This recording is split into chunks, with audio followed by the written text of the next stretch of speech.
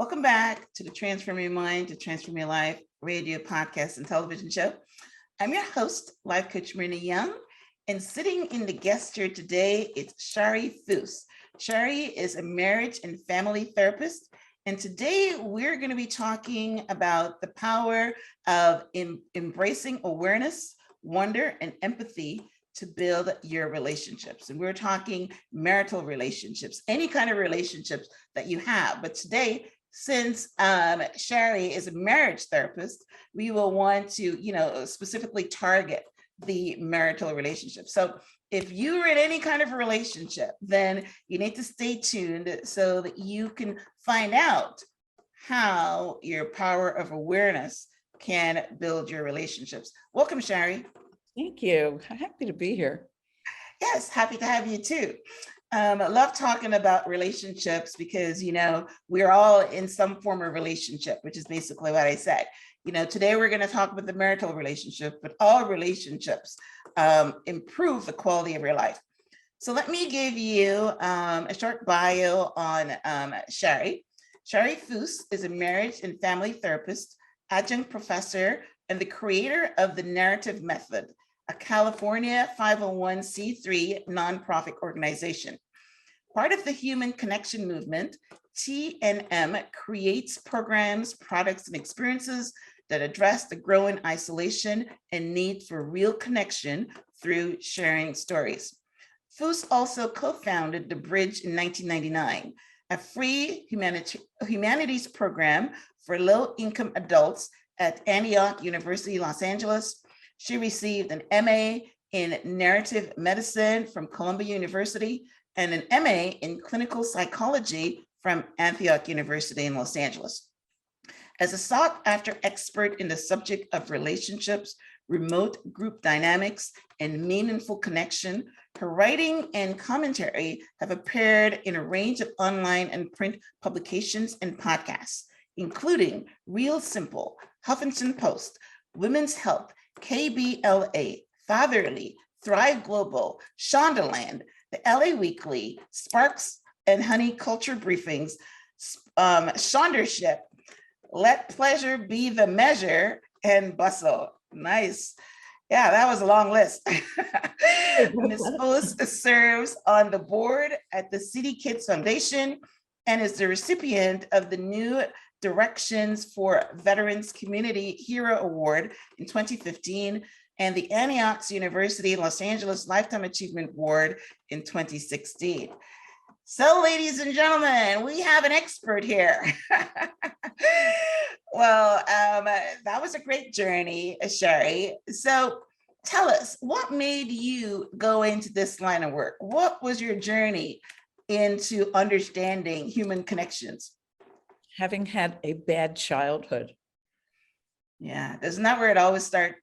The thing is, I do think every one of us has had trauma to different degrees, but we certainly all know the feeling of loss or shame or humiliation or unfair treatment or any of the kinds of things. I think of emotions like a piano with all of the keys. We have all of them to different extents at different times. But even if we don't always use those really high notes or the low notes, they're there, and that serves as our empathy. And because of that, we can sit with someone who's going through something terrible that maybe in our day-to-day life we've never experienced, but we can feel it in our soul because it's a human experience. And when we put ourselves aside to be truly present and available with our lovingness, our acceptance, our non-judgment, our empathy, to hear someone's story from their perspective, not our judgment or our assumptions, that person feels better. No matter what the problem is, they feel better, because without being heard, we go crazy. And that's why is it the compassion, empathy, or the fact that they're talking about it? Yeah. It's all of it.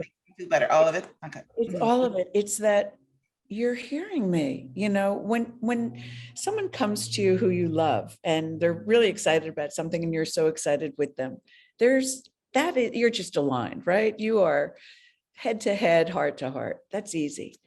But when somebody comes to you with a complexity that you have a lot of feelings about, whether it's addiction or someone's choice of spouse or whatever that may be, it's more difficult. And that's why we practice, as you said at the beginning, awareness, wonder, empathy. That is called awe, AWE. I And like that. That and easy to remember, right? exactly. And here's where I think it's going to lead into something else I know you're interested in, which is relational mindfulness. Okay, right. So, but how did you, I know you said you had a bad childhood. Bridge the gap for us. How did you go from having a bad childhood to being a therapist and a marriage therapist? Were you in your bad childhood had something to do with your parents' marriage? Well, yeah, that wasn't very good, but my father was a rageaholic, and it was at a time where, even more so than now, there was a lack of understanding about mental health. And so he wouldn't seek treatment, and it just wasn't in the mentality of people then. So as a result of my having a childhood in which I was wounded, and on top of that, I was never heard or seen, and it's not uncommon. Lots of people grow up like that, but don't know that it could be better. So I was fortunate in that I had friends and I would go to their houses and see, like, wait a minute, this is different from my house, right? Yeah, this is a possibility. Or I watched Leave It to Beaver, where like his father would talk about it in the library. If there was we didn't have a library, and we definitely didn't have talks. But as a result, and probably because of who I came in as into the world, I've just always been incredibly passionate about what makes people feel and what makes people behave. So I could study my father's, the sweat on his upper lip, depending on what was happening there. I knew he was about to blow. And that's when I got interested in body language. Wow. So That's great. Yeah. That is excellent on so many levels. One, let's talk about the talk issue. I mean, I love that, when I'm talking to someone on the show, I can always bring in personal experience, not necessarily me, but I read a lot of books, I listen to podcasts, and I listen to television shows. And just yesterday, I was watching a show of all things, Reba, where it was meant to be comedy. He was talking to Reba about her relationship with her daughter, and he says, "You guys do something. What is that called? Talk." Yeah. Oh, wait a minute. Talk. Hang on a minute. Never talked to him. Oh, I think I read about that. Yeah. Talk. And that was so funny. And that's basically what you're just saying. You went to other places and saw people actually talking, and there was no talking going on in your house. And also then I heard some other, I think Tony Robbins talked about how the reason that he got into what he did, because he had a bad childhood as well. And his father, or his mother, I think it was actually his mother, and he would have to watch her movements to know when she was in a bad mood or something. So you learn, and even Will Smith was talking about the same thing about his father, watching him to know when he was going to be in a bad mood, or to get out of his way, or to try to please him or something. So you're right, your childhood, everything starts from there. And in fact, I was even reading this book yesterday, and it says that every child goes through some kind of emotional damage. Even the ones that think they had a great childhood, they went through emotional damage. And that was different for me, because I had to think back. Yeah, I had emotional damage too. What's up, y'all? I'm Percy Miller, Master P. If you're a business owner, entrepreneur, simply have a product or service that you sell, then listen up. If you have under 20 employees and suffer a reduction in your income due to the pandemic, then you are eligible to receive $5,000 in marketing assistance. To boost your business with Westwood Marketing Group, To get started, text the word pandemic, PANDEMIC, to 833-942-5960. So yeah, I mean, but it's great that, you know, a lot of times we take our pain, you know, whether you're right, it's from childhood, whether it's from young adults, whether it's from, you know, relationships, marriages, or whatever, we take our pain. And a lot of times people use that pain to help other people and so that they can grow. So awesome. Right. So I like the fact that you talked about awareness of when your father was sweating on his brow to know that he was going to blow. So talk to us now about relational mindfulness and how this awareness build relationships. I mean, take us into a situation where maybe a wife knows her husband is, or the husband knows that the wife is, you know, and they come home and they've got to read it, or, you know, whatever. Okay. Well, was the word you didn't say cheating? Is that what you were thinking about? No, not cheating. No, I'm just saying, no, cheating is a totally different thing. I'm talking about if you know, a lot of times men has moods and women have moods, and the being aware of when they're going into a mood or something. Oh, okay, that's brilliant. I'm trying to Yeah. think that's what you're talking about, right? Okay. No, that's a great concept, and it's a great question. Mhm. Here's again, I know it's a new word. It's going to take a while to sink in, but that talking thing, talk, whatever. So, of course, when you live with someone, you don't have to consciously think, whoa, his shoulders are slumped, or, you know, her bottom lip is really pouty, or whatever, you know, but there is a tremendous value in our being able to break down the communication, the nuanced communication that is silent, because it's one thing that we rely on. We rely on it not just for survival. That's what lovemaking is. And that's what disconnecting is. So here's a good thing that you may do consciously or unconsciously, but like you could see that the other person's in a bad mood. And then maybe it triggers you to think, oh, great. Now I got to take care of you. You know, I have some needs too. Yeah. You know, I'm going out, whatever that is. But Mhm. had you been able to talk to the person, you both might have found out what was going on with each other. Here's the number one thing to do. It's so easy. If you need to have a serious talk, because when we talk about relational mindfulness, it's a very deliberate action. It would be really hard to live in that 24/7, you know, but it's a holy state of hyper awareness of the impact of your words and subtle communications, as well as the other person's. And the idea is you never begin a conversation like that unless both people in this moment feel willing to be selfless and take turns listening. And it's okay. It's got to be okay if the person's not there, because we know that sometimes they'll say, okay, I'll talk about something. And if your heart isn't into it, and a person is asking you to really look at it from my perspective, if there's resistance, it's not a good time to talk about it. It's okay, let's wait. So that's really number one. And honestly, you could cancel out so many problems with number one. It's just, could you, for 20 minutes, 5 minutes, whatever, would you be willing to have a session of awe where we're both agreeing to mutual respect, awareness, wonder, and empathy, taking turns, sharing our feelings, and then reflecting them back, the other person reflecting them back, and the storyteller making sure that they've got it right, and lovingly, of course, correcting each other. Then we've got it right.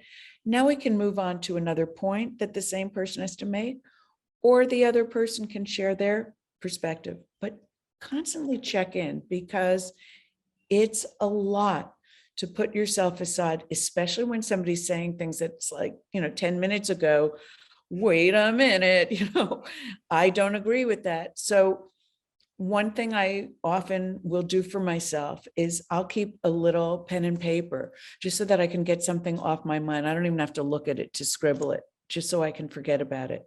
Yeah, Or you're ask, downloading. Yep, yep. or ask the person to stop. But everybody realizes that this is a very focused state that is difficult to maintain. There are times when we maintain it for a long time, especially if we're meeting somebody new who may not be pushing our buttons the way our spouse does. But who out there who has or has had a spouse has never felt like, I've told you that a million times before. Okay. My husband likes to say that, and that's not even true. I mean, if they had said what they thought they had said, you would have heard it. Right, But right. the problem is either in the delivery or the receiving. Let's find out. Let's find out what the Actually, communication. a good point. That's a good point. So you're saying when they say that I've told you a million times, they've said it in their heads, but not to you? Or the way that they're articulating it isn't getting through to you. So, Right, right. right? Good. Some things are person to person, other things are cultural, other things are, your age group or whatever. But if I were to say, if I were your husband and I go, Mern, I really love you. Okay. You maybe for Not you, you're believe it, so right. shy and that's as vulnerable as you can get. But sorry, I can't decipher that, Right. Obviously that's a sort of a ridiculous example, but you get the drift. Yeah, that's an extreme example, but it's exactly the same thing. People happens a lot of times. They're saying the words, but their body action is not conveying the message, and the receiver doesn't actually believe it. So that's great.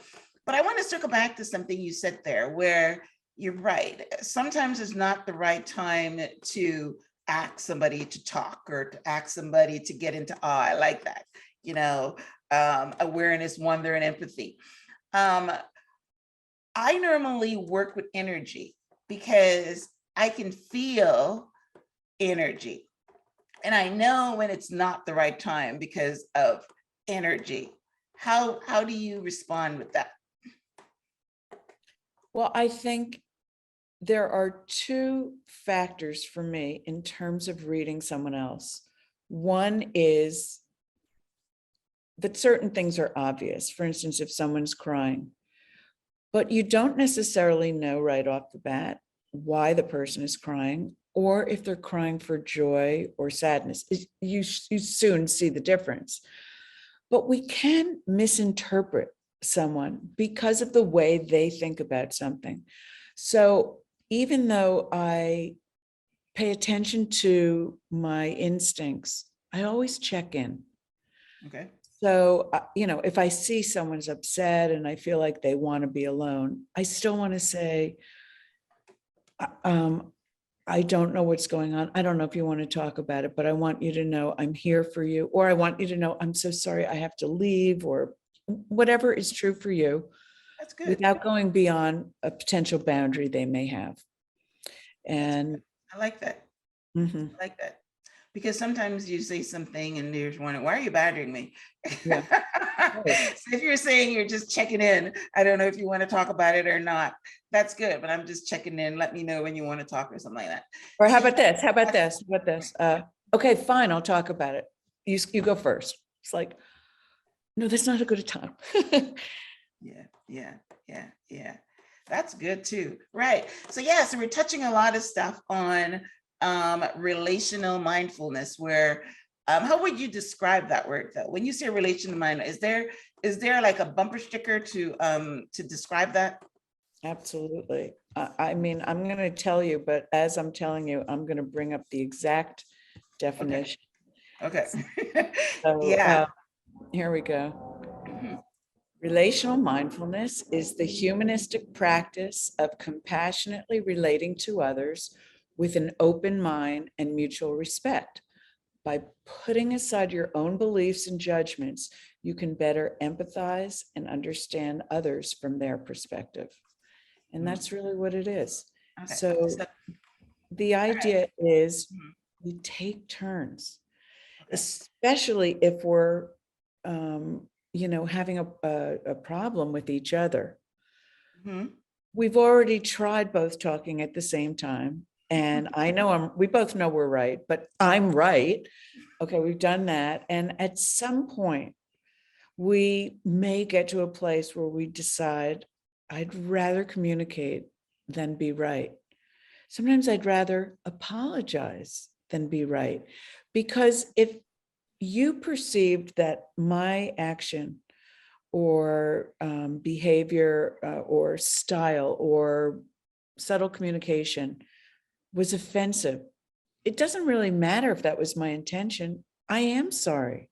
Yeah. I'm especially sorry if it wasn't my intention. Right.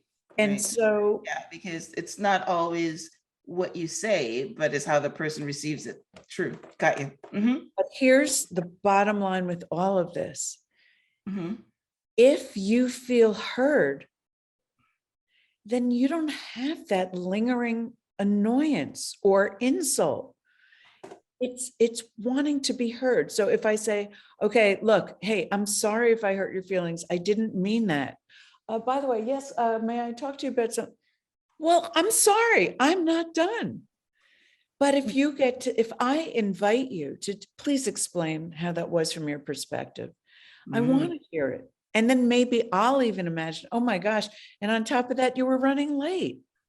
I'm so sorry. And then I can keep being focused on you. And eventually you'll probably feel filled up and be Yeah. able to say, you know. Yeah. That's amazing. It's amazing. It's funny how I was making a joke about that word talk, right? That's what it's all, we're just using the small word talk. A lot of people use the big word communication, so that's great. So let's dig a little deeper into this. So how do you think that awareness, wonder, and empathy deepens relationships? I know we talked about what we've been talking about in the last 5 minutes is, you feel hurt, each person needs to say what's on their mind and getting them in a position where they want to communicate. But what does the science say as far as that would deepen relationships? Great question. Well, first of all, one thing that connects our brains is eye contact, which we can accomplish online, which is amazing. And I have 2 years plus of the pandemic to prove it. We do groups where it's incredible what happens among people in sharing personal stories and the stories they write. We have different groups. So our eye contact connects us, syncs our brains. And if we were in fMRI machines, you would see our brains are lit up in the same place. But if our backs are to each other, first of all, we don't know what expression is on someone's face. Maybe their face is mean, but maybe it's loving. But how are we going to know if we don't look? If you're at that level of aggravation, it's a good time to not have an awe session. Go take care of yourself, run around the block, take a shower, ask for a hug if you're able, but we need to do what we can do to kind of get our homeostasis calmer. What I suggest to people is a self-soothing tool that you can do any place at any time. You take your dominant hand, you put it on your heart, and when you really start feeling your heartbeat, you let your hand take comfort from that, and vice versa. So it's a loop of calm. I don't know exactly how I'm going to deal with this moment, but I'm going to breathe and trust and come from a place of love and do my best. And just keep yourself there until you calm down. Because if you had pressed send in the first draft of that email response, you might have been sorry. If you sleep on it, you may be able to say it in a much more productive way. Right. Yeah. And the same times a zillion when it comes to face-to-face contact with someone who's close to you. You don't want to really tell them how you feel when you're on a scale of 1 to 10 at 11. Yeah. Yeah. That's good. I always used to like sharing my, telling people how I feel. Now that I've calmed myself down by meditating every day, and my buttons are not pressed as my buttons are not, pressed as much, then, but I always came from the opinion that you should share how you feel. But what you're saying is share how you feel when you're calm. Is that what you're saying? Again, we can't always make things perfect. Like, for instance, if somebody's driving and you're sitting in the passenger seat and you realize they're about to hit somebody, and you accidentally bang them while you turn the wheel. Okay, you could talk about it now. But you have to judge, what is the timing? What else is going on? What is the context? Mhm. Sometimes, especially if this is a very profound issue that can't be solved in one conversation, it's better to approach it with calmness on both parts, an agreement that we will both take turns listening and sharing, and agree that if it gets too heated, we'll take a break. If we need to take a break for a long time or a short time, not every conversation has to be that way, but we know when things are really vulnerable and delicate. Yeah. Okay. Yeah. So that's good. Okay. One of the other things you say, Shari, is that an apology is great in building human connections. Where are you coming from with that? Well, apology is a real superpower, because it's a way to give someone the ultimate respect for feeling hurt, big or small, to be able to stop, take a step back, connect to your humility, and realize, wow, something I did hurt someone, whether or not it was intentional. And my ability, even if it's not recent, even if it's an old event, my ability to empathize and imagine how that must have been for the other person is a gift to them. Because again, it's being willing to hear someone from their perspective. It may not have been a big deal to you, but when you told the whole group that I was having problems getting pregnant, I was mortified. It's none of their business. Yeah. Yeah. Yeah. No, but honey, I didn't mean it like that. I just thought like we were all being open with each other. And besides, I was really connecting to Melvin and blah, blah, blah. You're not hearing me. I'm glad you were getting connected, but it's my body, first of all. It's not yours. And you can see how we can. But when the spouse, in this case, the husband, can stop right there. This may not require an entire, planned calendared session for 2 hours. But when he says, honey, wait a minute, hang on. I'm hearing what you're saying. I just realized what you're saying. I am so sorry. I didn't even think of that for a second. I'm ashamed for not having thought of that. Of course. Now that may not be enough for her. She may feel like, well, yeah, you should have thought of it, and that's okay. And then he can say, I hear you. I should have thought of you. Now, the guy may start thinking, all right, I'm apologizing a little too much for this. Just be humble, keep going. When she lets you know that she's okay now, that she understands what you're saying, she's accepted your apology and knows and trusts that you won't do that again, and feels like she could move on. Now, Yeah, but that's one part of it. But the part that I was thinking of was that a lot of times when people are fighting, they say hurtful things, and then they call back and apologize.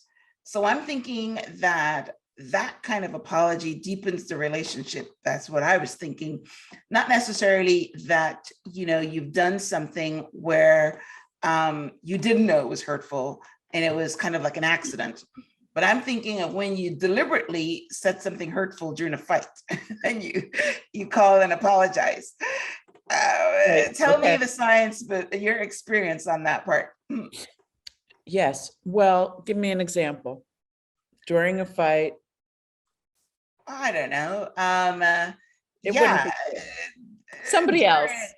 During a fight, you tell your husband, He's something lousy in that bed. that's going to hurt him, or he calls you a name or something, Okay. like a bitch or whatever. Okay. All right. I don't believe that we have a good enough example, because Okay. it'll piss you off that he called you a bitch, Right. but that doesn't even really mean anything. So you How mean about, if he calls back and apologizes, that doesn't help? yes, I didn't mean to absolutely it call you does. that. I Go just ahead. wanted to give you a worse example. So Okay. how about he says you're lousy in bed? No man ever says that. Okay, well, the woman, let's say the Even woman, if they think it, they're not going to say that. well, he's drunk. I don't know. It came All out. right. If he's drunk, yes. All Or, right. or he says, he's talking about something. Okay. Completely Actually, I got a unrelated. better one. If you compare them, because men don't like you comparing them. All right, let's use that one. Okay, all right. So you be the woman. What are you saying? I'll be the man. Yeah. Hey, yeah. I've had better. My other boyfriend was Why? Wait a minute. What do you mean you've had ex-husband. better? You've had better. Go back to better. I'll see you later. Okay. I mean, what they said. That's very true. So then I come back and I apologize. Says, "Oh, sweetheart, I didn't really mean that. I was just trying to hurt you. You are the best I've ever had." Would he believe that? No, because you have to show more depth. And Okay. here's what it is. Okay. Unless you guys fool around like that, and you have your own kind of in between the two of you way of communicating like that, that's a terrible thing to hear. It's got to either be a conscious or unconscious slip up, because you don't say that when you want to stay in a relationship, right? So I think that requires more than a honey, I'm sorry. I think that requires a session of awe where we're really listening to each other. So whoever, it didn't slip out. I really mean that. well, I think our unconscious, again, if you're under the influence, it's different, but your unconscious, it really knows what you want to say and what you don't want to say. People have kept secrets on all kinds of levels throughout their lives because they feel like, well, if you knew that about Aunt Joe, you might not like her anymore, whatever. Right. So it's very important to realize we don't know which person will first say, look, we need to sit down and talk about this. But let's say one or the other does. And it would be really exacerbating to the situation if the other person said, no, I don't want to talk. Okay, now you're at another level, but that's possible. This guy's already packing, you can have the kids, I'll take the TV, whatever. So somehow, somewhere, you've both agreed to a session.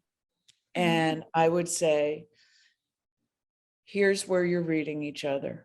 And you would say at the beginning, the one who had said the thing would say, first of all, I am so here.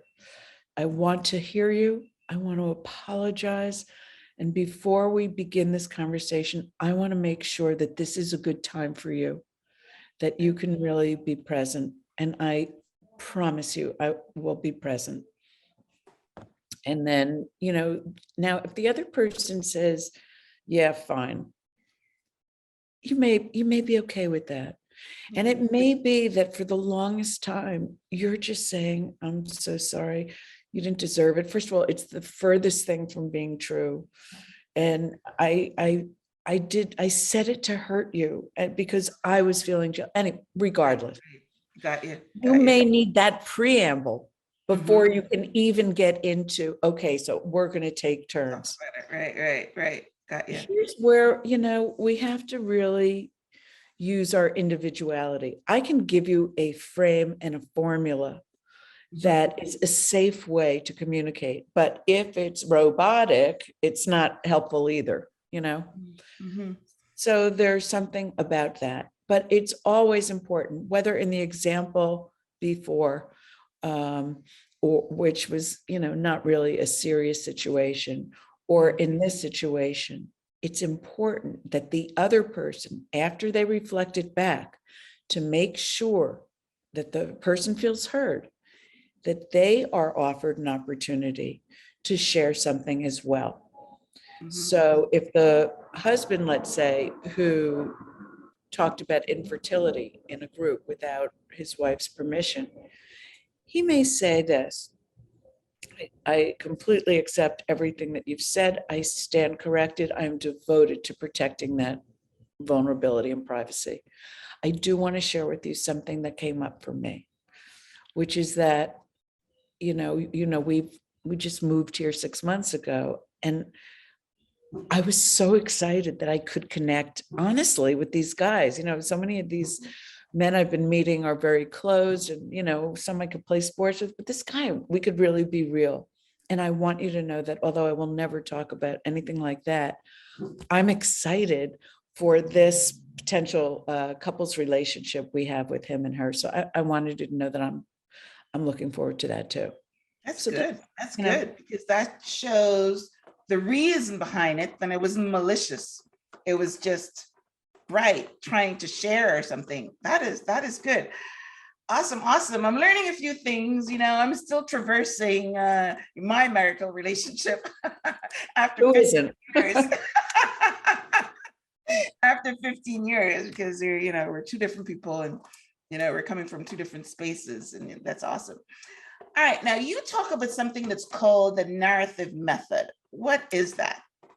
The narrative method is the organization I founded in 2014, and it is devoted to bringing together people from completely different backgrounds to connect through sharing the stories of their lives and creative experiences. So as I mentioned earlier, we do writing groups that are for free and online, and they last 1 hour. You write for a total of 20 minutes. You see pictures, you get prompts, you go into breakouts, you share your stories. At the end, we do this mosaic where everybody pitches in one sentence. 1 hour in and out. Nobody has writer's block. Nobody is judged. Nobody's wrong. There's no mistakes possible. People have a blast with themselves because we're really working on how to turn on your creative faucet without that voice inside that says, who do you think you are? And so those are awesome. And then the conversation groups, which we do on Thursday nights, are a matter of seeing compelling videos about anything, then getting a prompt and going into breakouts and sharing a story that just came up as a result of those things. And so people get to know each other because there's no small talk.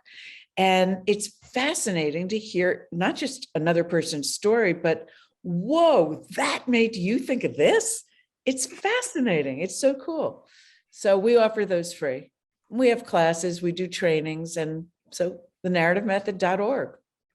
Okay, yeah, so that's awesome. So I lost a little bit of the translation. So in the narrative method, are they talking about stories from their lives, or are they creating fictional stories? Oh, thank you for asking that. Well, we do both.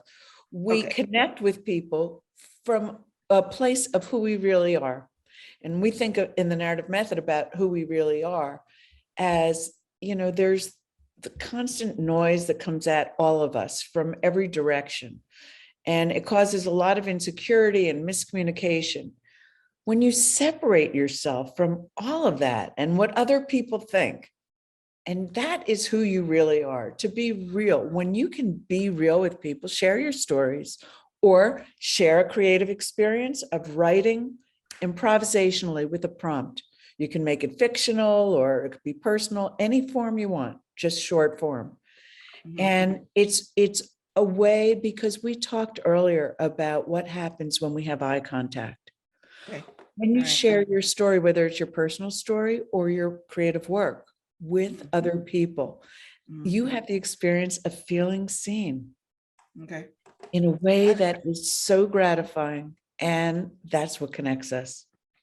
Well, that was great. That's original. I've never heard of that. I know there's a lot of groups, but I've never heard of it taking this kind of form. So, kudos to you for that creative inspiration to do that. Now, you mentioned that people can sign up for this at thenarrative.org. Is that what you said the website was? thenarrativemethod.org. Method. Okay, all right. Thenarrativemethod.org. Okay, so share with our listeners, how they can normally connect with you, if that's the only website, your social media handle, or something that you would like for anyone that's listening to our conversation, even as a marriage and family therapist, how they can connect with you. Well, the easiest way is info@thenarrativemethod.org. And you can find out all the other stuff if you go to the website. You can learn about all the 12 core concepts. You can see the programs we offer. You can get our cards, which are designed to, in fact, this is just so incredibly powerful with couples. We have decks of cards that have concepts and prompts on them. And when you do these with your partner, you will learn things you never knew.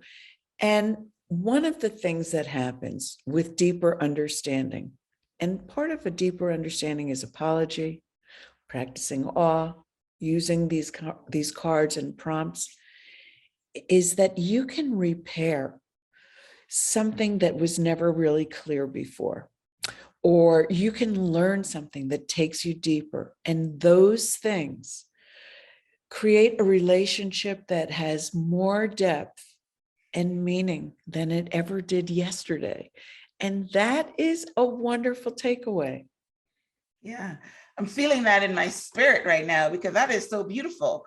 Again, we're going to get back to that word talk, because I love talking. I love sharing. But a lot of times you don't know if you're sharing too much, or the person doesn't want to hear.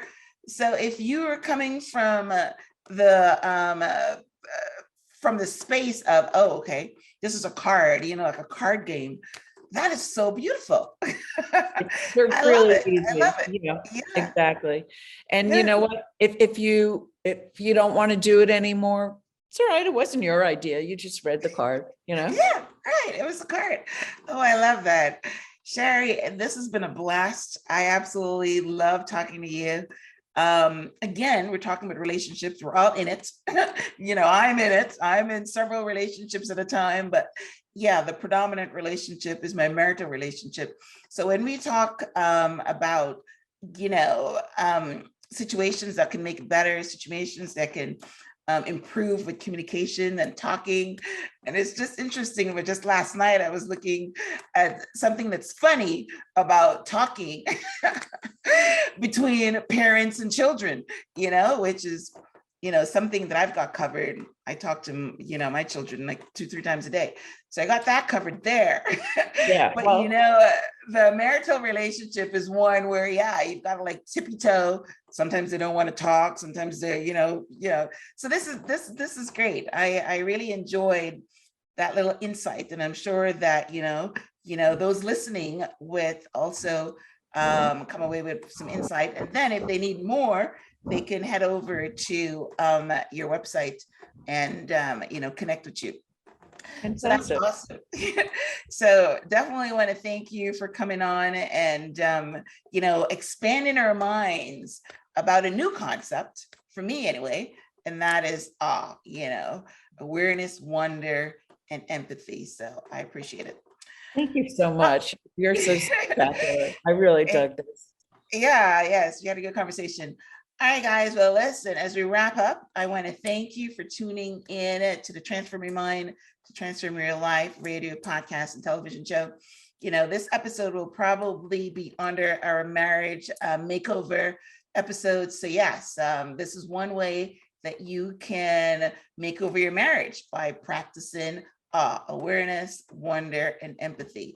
So thanks for tuning in, and until next time, namaste.